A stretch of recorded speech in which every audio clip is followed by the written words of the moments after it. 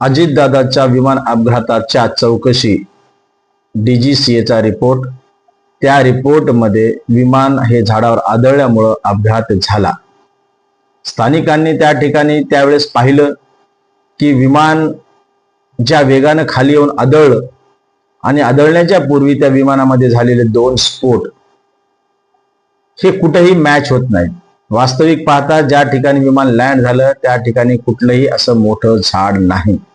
मग कुठल्या झाडाला आदळलं? CCTV फुटेजमध्ये सुद्धा नाही. त्या ठिकाणी धुकं होतं हे त्या रिपोर्टमध्ये असणं, हे सर्व बाबी आता संशय त्या ठिकाणी अपघात नसून तो अजितदादांचा घातपात आहे, अजितदादांचा खून केलेला गेलेला आहे. हे या महाराष्ट्राच्या जनतेला आता ते संशयाचं सत्यामध्ये रूपांतर झालेलं आहे.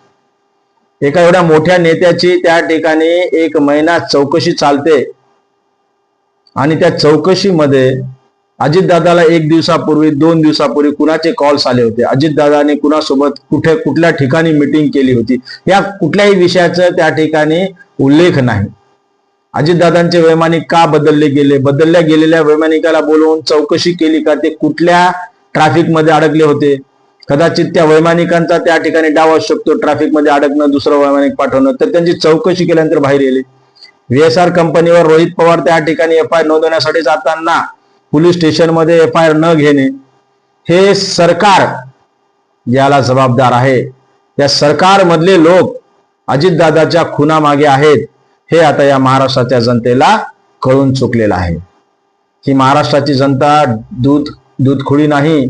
तुम्ही कुठल्याही प्रकारचा अहवाल देसाल, अरे तुम्ही हास्य बनवून टाकलेलं आहे या सर्व विषयाचं, पण हा महाराष्ट्र कधी सहन करणार नाही. आतापर्यंत तुम्ही महामानवांच्या मृत्यूचं गूढ बाहेर आलेलं नाही, परंतु अजितदादाच्या खुनाचं गूढ बाहेर आल्याशिवाय ही महाराष्ट्रातली जनता शांत बसणार नाही.